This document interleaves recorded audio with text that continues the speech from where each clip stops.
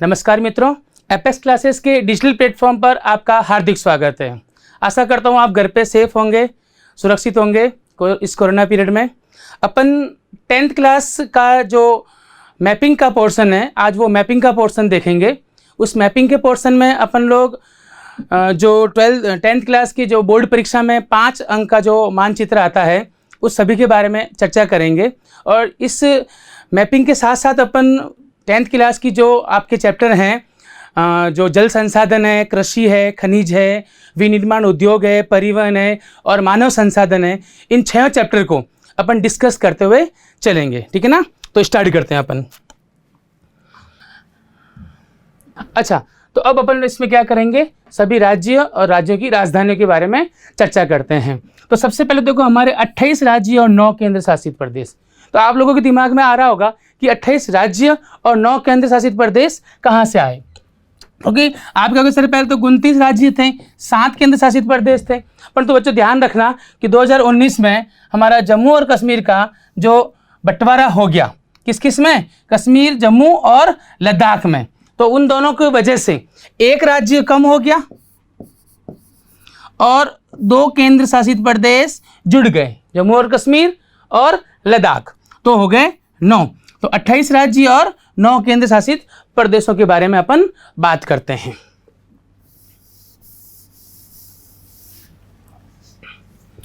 तो 28 राज्यों की बात करेंगे अपन। तो अपन सबसे पहले चलेंगे, मैं आपको नंबर लगाते हुए बताता हूं।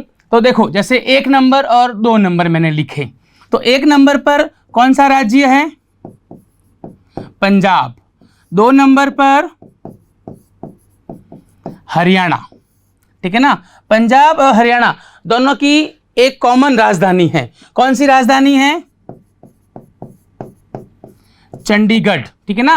और आपको यह भी बता दूं कि ये जो चंडीगढ़ है,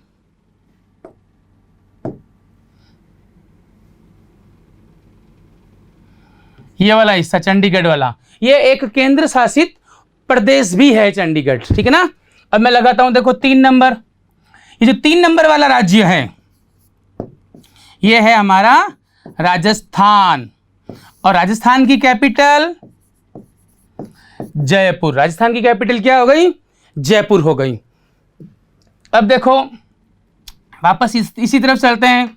हाँ, तो नेक्स्ट है ये 4 नंबर। ये जो 4 नंबर लिखा है मैंने, ये है हमारा हिमाचल प्रदेश। 4 नंबर हिमाचल प्रदेश है। और हिमाचल प्रदेश की राजधानी बिल्कुल आप सबको मालूम है, शिमला। हिमाचल प्रदेश की राजधानी शिमला हो गई। आगे चलते हैं। ये देखो, ये जो 5 नंबर लिखा है मैंने, 5 नंबर, ये 5 नंबर क्या है? उत्तराखंड।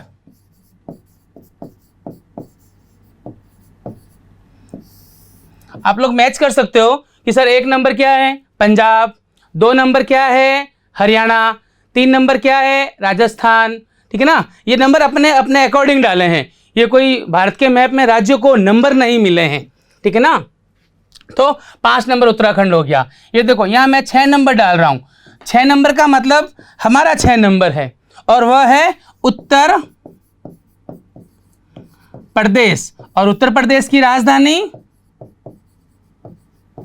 लखनऊ। उत्तराखंड की अपन भूल गए थे, देहरादून। उत्तराखंड की राजधानी देहरादून और उत्तर प्रदेश की राजधानी लखनऊ। 6 नंबर तक। अपन वापस इसी तरफ आ जाते हैं। ये देखो, ये वाला स्टेट जो है इसको 7 नंबर दे रहा हूं मैं। तो 7 नंबर का मतलब ये स्टेट हो गया हमारा गुजरात। और गुजरात की राजधानी जो है वो क्या है? बिल्कुल गांधीनगर। गुजरात की राजधानी क्या हो गई? गांधीनगर। ये 7 नंबर वाला। आगे चलते हैं, इसके पास में ये देखो, ये 8 नंबर जो मैंने लिखा। ठीक है ना? तो 8 नंबर जो स्टेट है वह है मध्य प्रदेश। 8 नंबर पर क्या है? मध्य प्रदेश।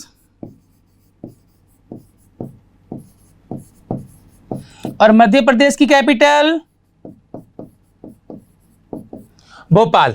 याद देखो, यहां तक अपन ने देख लिया 8 नंबर तक। ठीक है ना? पंजाब हरियाणा की राजधानी चंडीगढ़। पंजाब हरियाणा की राजधानी चंडीगढ़। राजस्थान की राजधानी जयपुर 3 नंबर। 4 नंबर पर क्या है? हिमाचल प्रदेश, इसकी राजधानी शिमला। 5 नंबर पर क्या है? उत्तराखंड, इसकी राजधानी हो गई देहरादून। 6 नंबर पर क्या है? उत्तर प्रदेश, इसकी राजधानी हो गई लखनऊ। 7 नंबर पर क्या है? गुजरात, गुजरात की राजधानी हो गई गांधीनगर। और 8 नंबर पर जो है हमारा स्टेट वो हो गया मध्य प्रदेश, मध्य प्रदेश की राजधानी हो गई भोपाल। ठीक है ना, ये हमारे इधर के स्टेट हो गए। और आगे चलते हैं अपन, तो इस स्लाइड को मैं साफ कर देता हूं।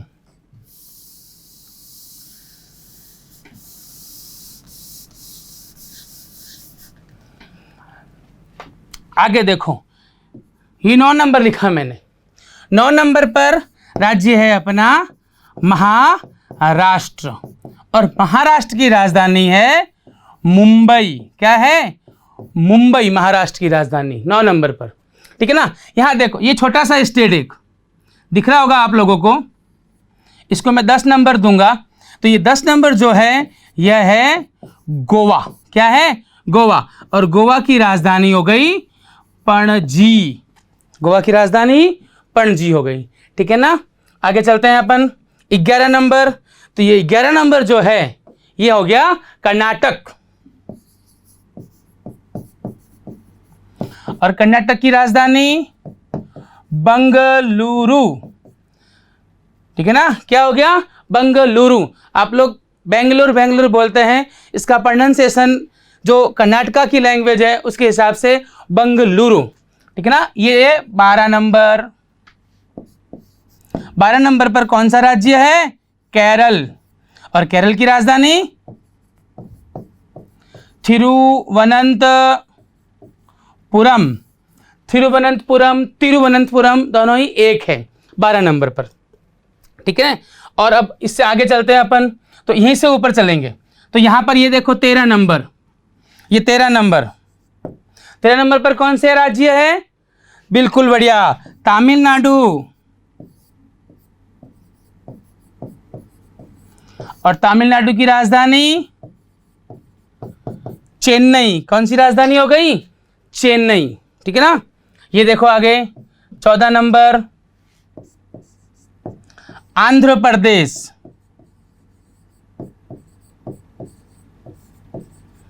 और आंध्र प्रदेश की राजधानी, वैसे तो अभी कुछ वर्षों तक हैदराबाद रहेगी, परंतु धीरे धीरे उसको बदलकर अमरावती कर देंगे। क्या कर देंगे?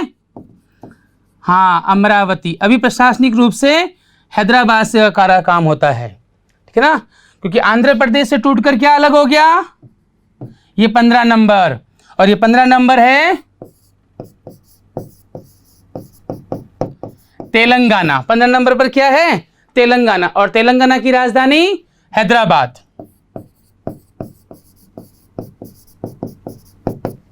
हैदराबाद हो गया, इसको साफ कर देते हैं।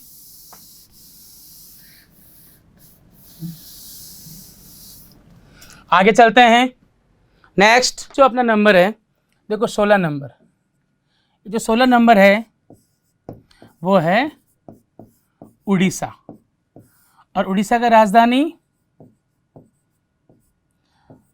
भुवनेश्वर। क्या राजधानी होगी उड़ीसा की? भुवनेश्वर। ठीक है ना, 17 नंबर बिल्कुल अपन इसके पास में। ठीक है ना, 17 छत्तीसगढ़, और छत्तीसगढ़ की राजधानी हो गई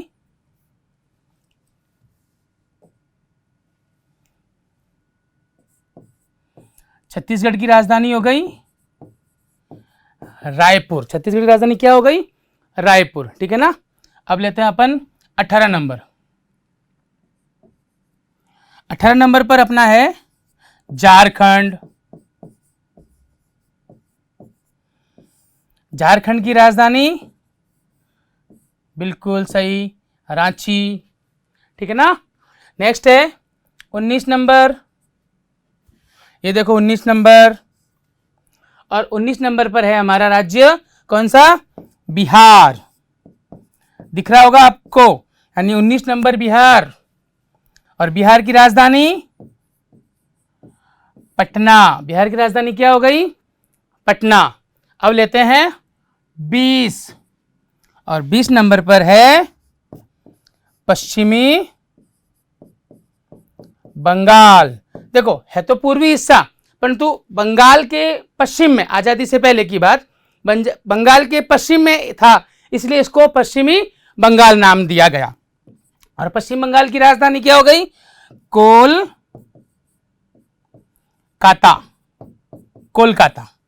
ठीक है ना। 21 नंबर, ये मैं यहां देखो 21 नंबर दे रहा हूं, सिक्किम। 21 नंबर क्या है? अगर मैं सिक्किम की बात करूं तो सिक्किम भारत का एकमात्र ऐसा राज्य है, एकमात्र और पहला ऐसा राज्य है जो पूर्णतः जैविक कृषि वाला राज्य है। सिक्किम राज्य में रासायनिक खाद और रासायनिक बीजों का पूर्णतः प्रतिबंध है, इसलिए यहाँ के लोग सिर्फ जैविक कृषि करते हैं। पहला राज्य है भारत का एकमात्र। ठीक है ना। और सिक्किम की राजधानी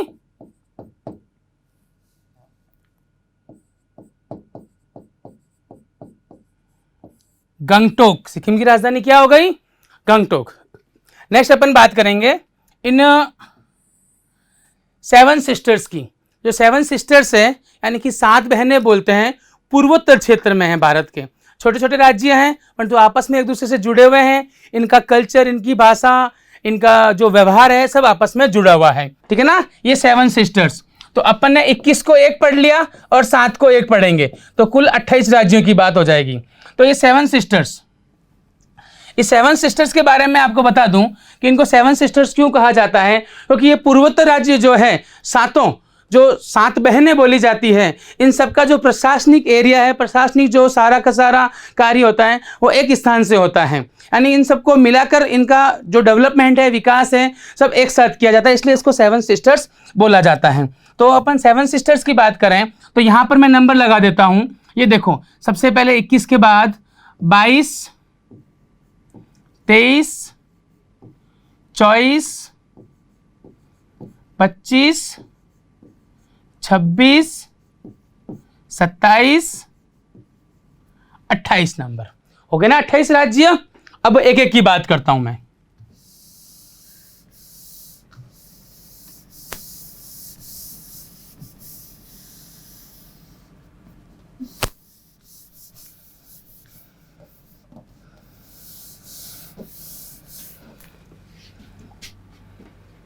ये देखो, सबसे पहले 22 नंबर, 22, 23,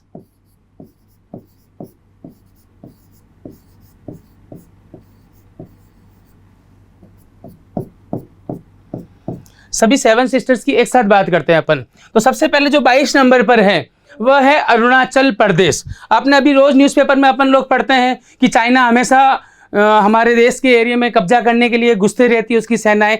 तो अरुणाचल प्रदेश आप लोग पढ़ते हैं कि अरुणाचल प्रदेश कहाँ पर है। ये देखो, ये जो 22 नंबर है ये चीन की जो बॉर्डर है, इस चीन की बॉर्डर के बिल्कुल ही तीनों ओर से घिरा हुआ है। ठीक है ना। तो 22 नंबर पर है अरुणाचल प्रदेश। और ये जो अरुणाचल प्रदेश है इसकी राजधानी हो गई ईटानगर। क्या राजधानी हो गई? ईटानगर। सेकंड नंबर जो 23 नंबर राज्य है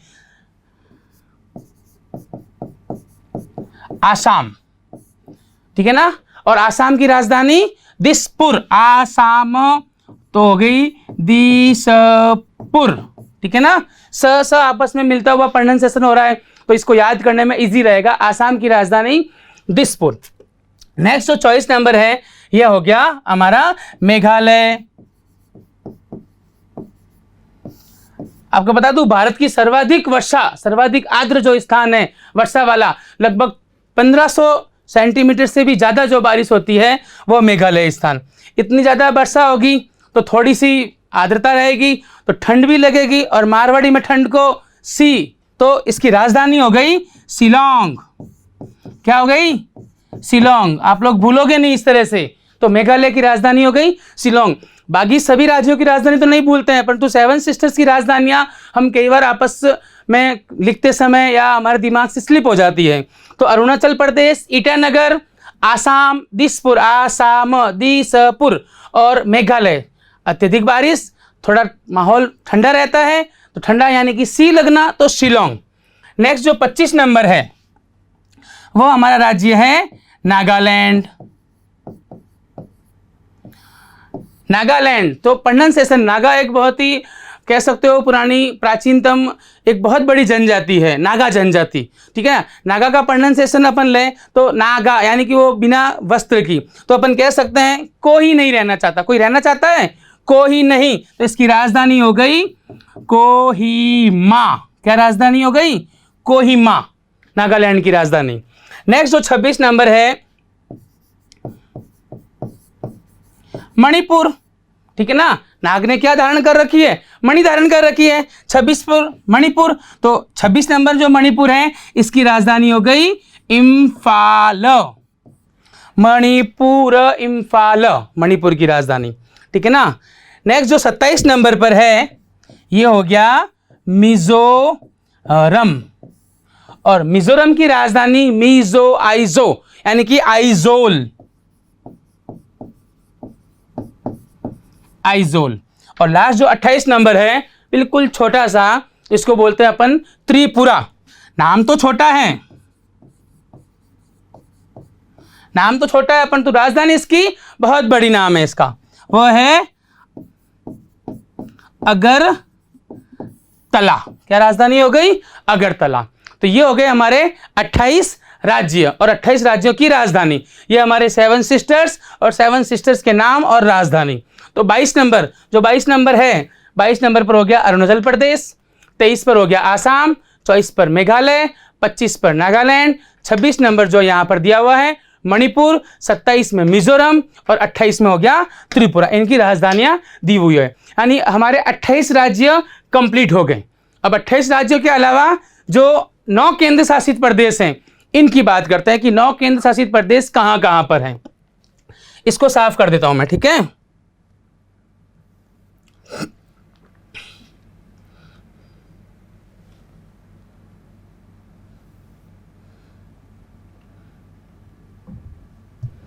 केंद्र शासित प्रदेश की बात करते हैं अपन, तो 9 केंद्र शासित प्रदेश में आपको पहले बता देता हूं कहां कहां पर है, नंबर लिख देता हूं, वो भी 1 से 9। तो सबसे पहले हम लेते हैं दिल्ली, ये हो गया 1 नंबर। दूसरा अभी मैंने आपको बताया था चंडीगढ़। तीसरा यहां पर है दादर और नागर हवेली, ठीक है ना। चौथा दमन और दीव, 4 हो गए। 5वां अंडमान निकोबार द्वीप समूह। 6ठा लक्षद्वीप।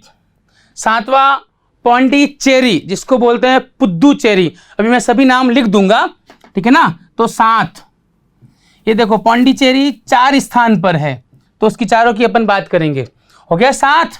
8वां हमारा जम्मू और कश्मीर, अभी 2019 में जो बना केंद्र शासित प्रदेश राज्य को हटाकर, और 9 नंबर पर है लद्दाख, ठीक है ना। अब इन सब की बात करते हैं। सबसे पहले 1 नंबर पर, 1 नंबर पर है हमारा केंद्र शासित प्रदेश दिल्ली, और दिल्ली की राजधानी नई दिल्ली, ठीक है ना। बिल्कुल सरल सी बात है।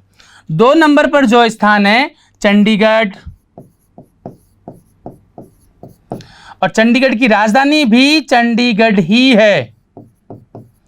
और मैंने अभी आपको बताया था कि जो चंडीगढ़ है यह पंजाब और हरियाणा दोनों की राजधानी भी है।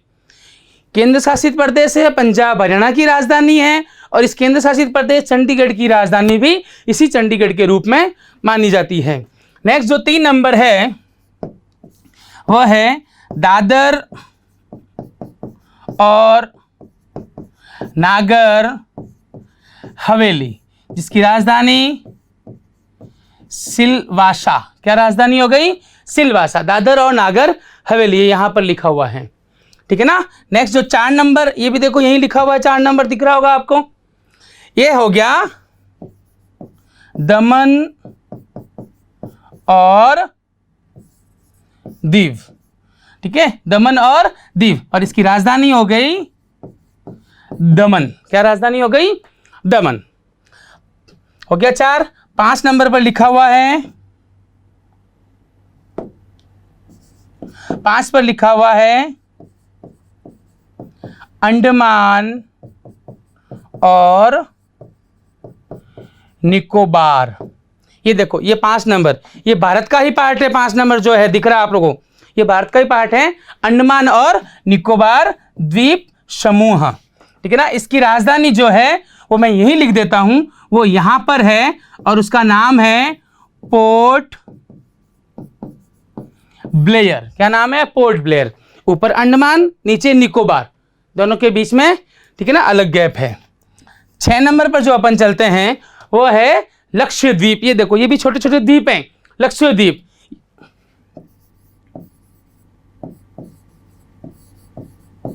ये जो लक्षद्वीप है, यह द्वीप एक मिट्टी का द्वीप ना होकर कोरल द्वीप बोलते हैं इसको। कोरल जो समुद्र से मूंगे, मोती, शंख वगैरह जो परवाल भित्ति होती है उसको परवाल द्वीप बोलते हैं, लक्षद्वीप को। 6 नंबर पर लक्षद्वीप है। और लक्षद्वीप की राजधानी कवरत्ती। क्या राजधानी हो गई? कवरत्ती, 6 नंबर पर, ठीक है ना। और 7 नंबर की बात करता हूं मैं, तो 7 जो है यह पौंडीचेरी, इसका प्रोनाउंसिएशन वर्तमान में इसकी भाषा के अनुसार पुद्दुचेरी हो गया है। क्या हो गया है? पुद्दुचेरी हो गया है। ये 7 नंबर की बात कर रहा हूं मैं, पुद्दुचेरी, ठीक है ना। यहां भी पुद्दुचेरी है, यहां भी पुद्दुचेरी है और यहां भी पुद्दुचेरी है। तो आंध्र प्रदेश में जो पुद्दुचेरी है उसका नाम है यनम। ये आंध्र प्रदेश का जो पुद्दुचेरी है, ठीक है ना। ये जो केरल में पुद्दुचेरी है इसका नाम है माहे। क्या हो गया? माहे। और यहां पर जो 2 पुद्दुचेरी, एक तो कराईकल, यहां पर देखो नीचे कराईकल, ये पुद्दुचेरी के पार्ट हैं, ठीक है ना। यनम, कराईकल, माहे। जो तमिलनाडु में पुद्दुचेरी का पार्ट है कराईकल, आंध्र प्रदेश का पुद्दुचेरी का पार्ट है यनम, और यहां पर जो केरल में पुद्दुचेरी का पार्ट है वो हो गया माहे। और मेन जो पुद्दुचेरी है वो यहाँ चेन्नई के पास ही है, ठीक है। इसको प्रॉपरली पुद्दुचेरी ही कहा जाता है। तो 4 जगह यह पुद्दुचेरी है। तो 7 नंबर हो गया। 8 और 9 की बात करते हैं। 8 नंबर जो है वो हो गया हमारा जम्मू और कश्मीर, जिसकी राजधानी श्रीनगर और जम्मू, ये दोनों इसकी राजधानी है। शीतकालीन राजधानी अलग, ग्रीष्मकालीन राजधानी अलग।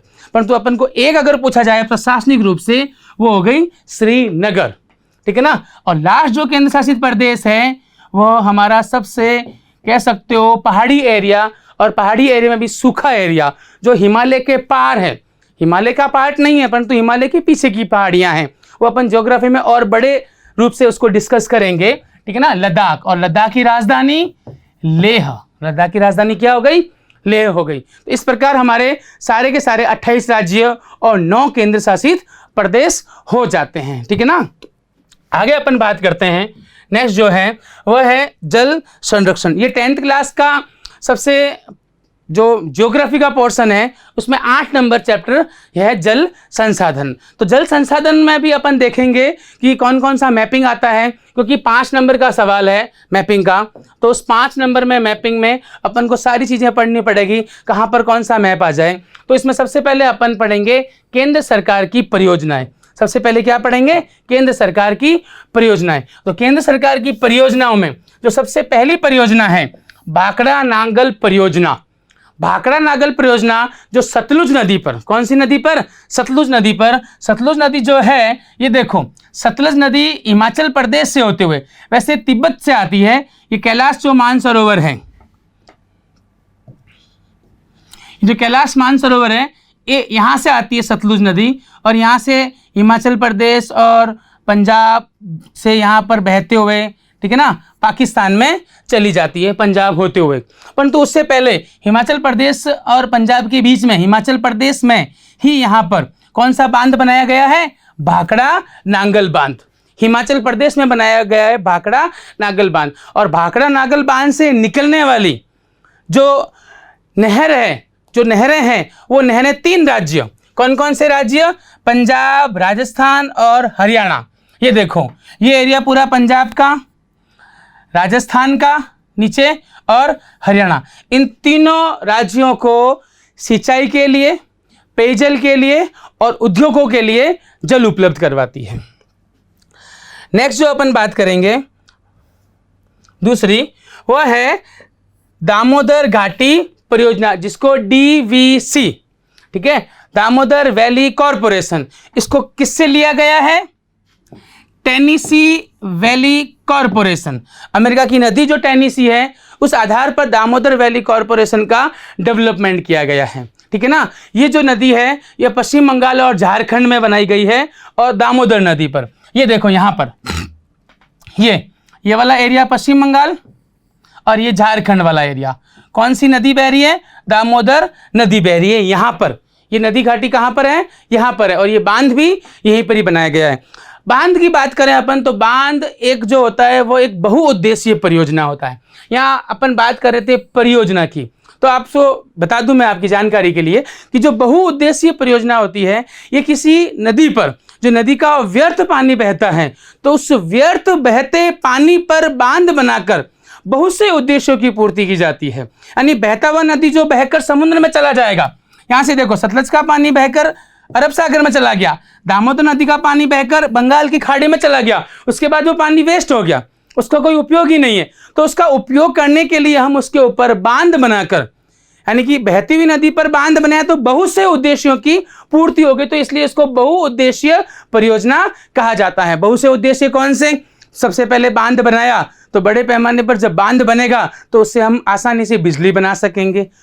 नहरें निकालकर आसपास के संपूर्ण क्षेत्रों में हम सिंचाई के लिए, उद्योगों के लिए, कृषि के लिए और कह सकते हो घरेलू जो उपयोग के लिए पानी की सप्लाई दे सकते हैं। इसके बाद वहाँ पर मछली पालन हो सकता है, आसपास एक जैव विविधता का वातावरण बन जाता है, मिट्टी का कटाव रुक जाता है, भूमिगत जल स्तर में सुधार हो जाता है, और आसपास बहुत ही अच्छा जो मनोरंजन के पर्यटक स्थल होते हैं उसका भी निर्माण हो जाता है। तो ये होती है बहुउद्देशीय परियोजनाएं। तो अपन 10th क्लास का जो लेसन चल रहे हैं अपने, जो आप लोगों को नोट्स और वीडियो बने हैं, उनमें आप आसानी से उन चीज़ों को देख सकते हो।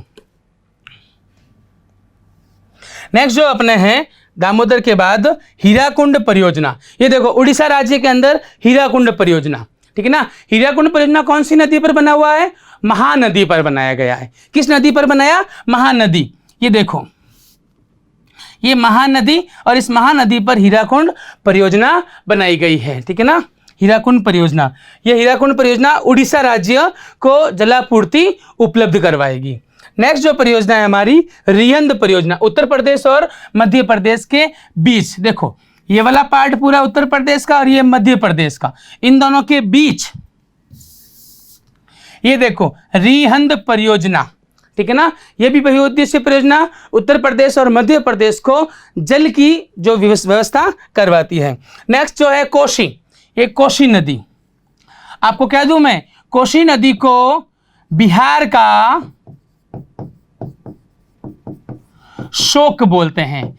ऐसे ही दामोदर नदी को, ये जो दामोदर नदी है, दामोदर घाटी परियोजना, इस दामोदर नदी को बंगाल का शोक बोलते हैं। दामोदर नदी को बंगाल का शोक, कोसी नदी को बिहार का शोक बोलते हैं। बिहार का शोक इसलिए बोलते हैं क्योंकि ये नदी अपना जो जल का मार्ग है, इस मार्ग को भूल जाती है मानसून काल में, और जब अपने मार्ग पर न बहकर किसी अन्य मार्ग पर बहेगी तो गाँव में, शहरों में बाढ़ का माहौल बना देगी, और बाढ़ से बहुत ही बड़ी मात्रा में जन और धन की हानि होगी। तो इस जन और धन की हानि बचाने के लिए हमने कौन सी परियोजना? कोसी परियोजना चलाई, और इस कोसी परियोजना के माध्यम से बांध बनाकर बाढ़ से, सबसे महत्वपूर्ण, बाढ़ से बचाव करना और जल का प्रबंधन करके वर्ष भर उस जल का हमारे उपयोग में लेना। तो ये बिहार है, पश्चिम बंगाल है, ये सभी क्षेत्र उस जल का उपयोग लेते हैं। नेक्स्ट जो परियोजना है वह टिहरी परियोजना उत्तराखंड में। टिहरी जो डैम है ये गंगा नदी पर बनाया गया वह डैम है, जो गंगा की जो छोटी सहायक नदियां उन पर बनाया गया डैम है, क्योंकि पहाड़ी क्षेत्रों में डैम बनाना बहुत ही घातक और खतरनाक होता है। तो उससे जल का जो संचयन करके वर्ष भर जो सिंचाई और घरेलू उपयोग का जल है उसका संचयन करने के लिए बनाया गया टिहरी बांध, जो उत्तराखंड में है।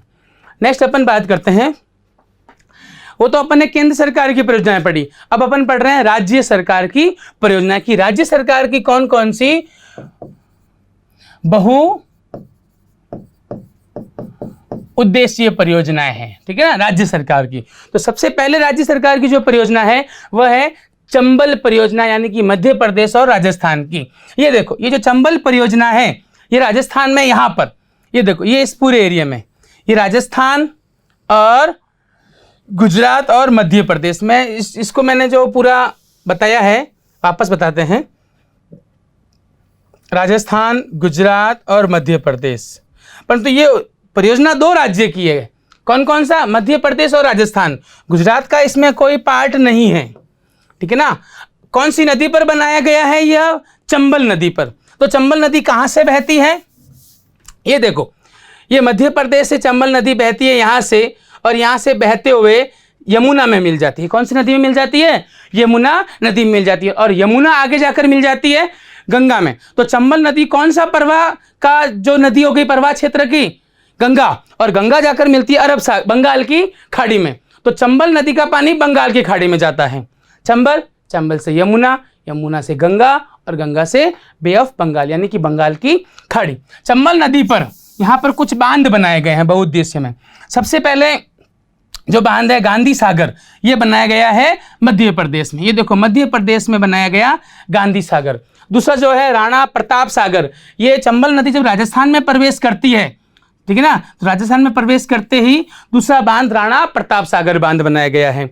और बाद में जवाहर सागर, जिसको बैराज भी बोलते हैं, कोटा बैराज भी बोलते हैं। ये देखो जवाहर सागर जो कोटा बैराज यहाँ पर बनाया गया बांध है। तो तीनों हो गए, गांधी सागर, राणा प्रताप सागर और जवाहर सागर, ये 3 बांध हो गए हैं, ठीक है ना। क्लियर? कोई दिक्कत इसमें? नेक्स्ट जो है नागार्जुन सागर परियोजना, आंध्र प्रदेश। देखो, आंध्र प्रदेश हमारा यहाँ पर है, और आंध्र प्रदेश में जो नागार्जुन सागर परियोजना बनाई गई है, ये देखो आंध्र प्रदेश में नागार्जुन सागर परियोजना कौन सी नदी पर बनाई गई है? कृष्णा नदी की जो सहायक नदियां हैं, ठीक है ना, तुंगभद्रा नदी, कृष्णा की सहायक जो नदियां हैं उसके साथ चलने वाली तुंगभद्रा नदी, उसके पास यह परियोजना बनाई गई है, ठीक है ना, नागार्जुन सागर। नेक्स्ट जो है वो तुंगभद्रा परियोजना ही है, यह भी आंध्र प्रदेश और कर्नाटक, आंध्र प्रदेश और कर्नाटक के बीच, कर्नाटक में बनाई गई है तुंगभद्रा नदी पर ही, ठीक है ना। नेक्स्ट सरदार सरोवर परियोजना, बहुत बड़ी परियोजना है। अभी आप लोग न्यूज़पेपर में, टीवी पर देख रहे होंगे कि सरदार सरोवर, जो सरदार पटेल की मूर्ति है, वो सरदार पटेल की मूर्ति के पास कौन सी नदी पर? गुजरात में, ठीक है ना। तो सरदार सरोवर जो परियोजना बनाई गई है, यह परियोजना गुजरात, मध्य प्रदेश और राजस्थान तीनों ही, ठीक है, नर्मदा नदी पर सरदार सरोवर बांध, गुजरात, ये गुजरात, मध्य प्रदेश और राजस्थान, ठीक है ना। मध्य प्रदेश से आती है नदी नर्मदा, और बांध बनाया गया गुजरात में सरदार सरोवर बांध, और उसका पानी राजस्थान को भी दिया जा रहा है, मध्य प्रदेश को भी दिया जा रहा है, और गुजरात स्वयं भी ले रहा है। तो ये हो गई राज्य सरकार की परियोजनाएं। नेक्स्ट कुछ छोटी छोटी और परियोजनाएं हैं राज्य सरकार की। सबसे पहले फरक्का परियोजना पश्चिम बंगाल में। ये देखो, पश्चिम बंगाल में ही फरक्का जो परियोजना है वह कौन सी नदी पर? गंगा नदी पर बनाया गया है, वो यहाँ पर है। ये पूरा एरिया पश्चिम बंगाल का है। माही परियोजना गुजरात और राजस्थान। माही नदी जो है, माही नदी, यह मध्य प्रदेश से निकलकर राजस्थान में प्रवेश करके बांसवाड़ा, डूंगरपुर होते हुए सोममाई, जाखम जो नदियां मिलती है उससे आगे निकलकर गुजरात की तरफ चली जाती है। तो यहाँ पर बनाया गया है माही परियोजना, ये यहाँ पर बनाई गई है माही परियोजना राजस्थान में, ठीक है ना। गुजरात और राजस्थान को जल देती है। गंडक बिहार और उत्तर प्रदेश के बीच, ये जो गंडक नदी है, ठीक है ना, उत्तर प्रदेश और बिहार के बीच यहाँ पर बनाया गया है गंडक परियोजना, ठीक है। नेक्स्ट जो है इंदिरा गांधी नहर परियोजना। ये इंदिरा गांधी नहर परियोजना है, ये भाखड़ा नागल बांध से, कहां से? भाखड़ा नागल बांध से निकाली गई इंदिरा गांधी परियोजना, और ये पंजाब, हरियाणा होते हुए संपूर्ण पश्चिमी राजस्थान में बाड़मेर के गढ़रा रोड तक। तो राजस्थान का जिला आ गया, सबसे पहले श्रीगंगानगर, बीकानेर, जैसलमेर और बाड़मेर, इन 4 जिलों को सिंचित करती है। इसके अलावा पंजाब, हरियाणा को भी सिंचित करती है। इसमें कुछ नहरें पश्चिम की तरफ और कुछ नहरें पूर्व की तरफ लगाई गई है, ताकि संपूर्ण पश्चिमी राजस्थान को जो सूखा प्रदेश है, मरुस्थलीय प्रदेश है, उसको सिंचित किया जा सके।